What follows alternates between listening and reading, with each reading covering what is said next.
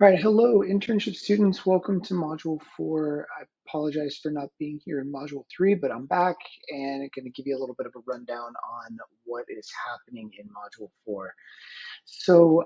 Module 4 really is the beginning of planning the evaluations for how you are going to monitor progress throughout the HCV project, and then at the end, gathering data and looking at that, analyzing it, and compiling it in a way that makes sense for stakeholders. So people that have a vested interest in your project, you want to be able to show them that there's some change in state from where you first began to where you end.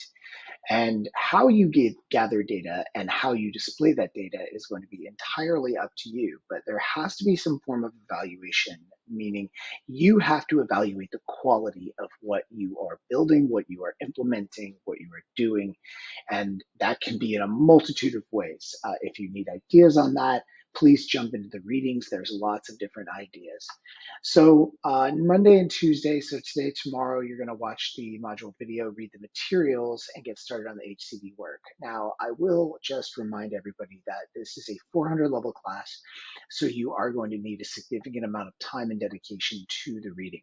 Although the reading that is assigned for this class is not your standard, hey, read a chapter of the textbook. It's much more actionable. It's much more what you would use in real life if you were doing research, action research, to actually accomplish a project for whatever organization you'd be working for. So dive into that and really extract what is important and write it down, because you're going to communicate that in the pre-work of your assignment template.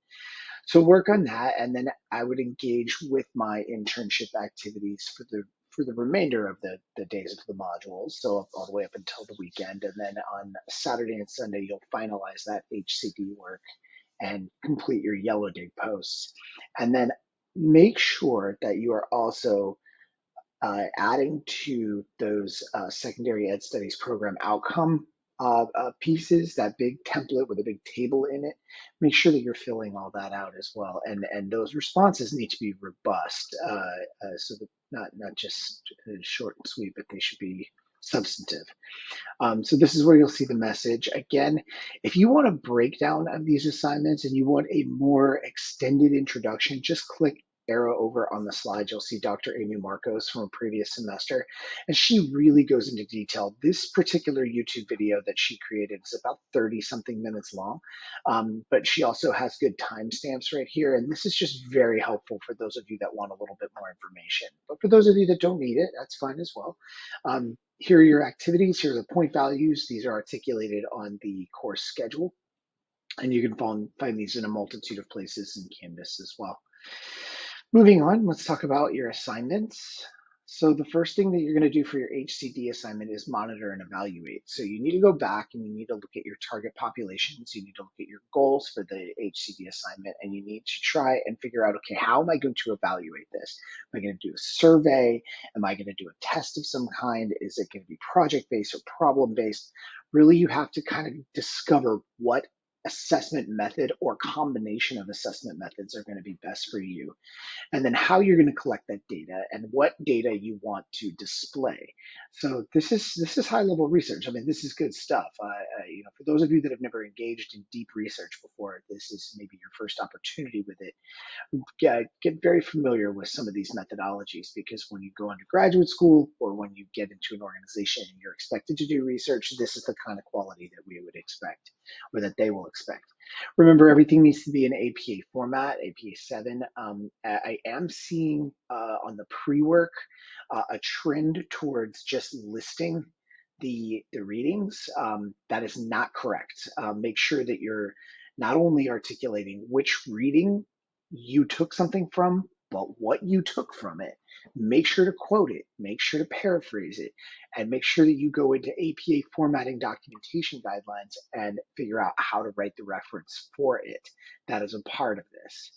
If you have any questions about that, please reach out to me. I'm happy to help you with that. And although I'm not like super critical about APA, like everything perfect, I do want to see that there's an attempt. So having said that, let's go to the next piece.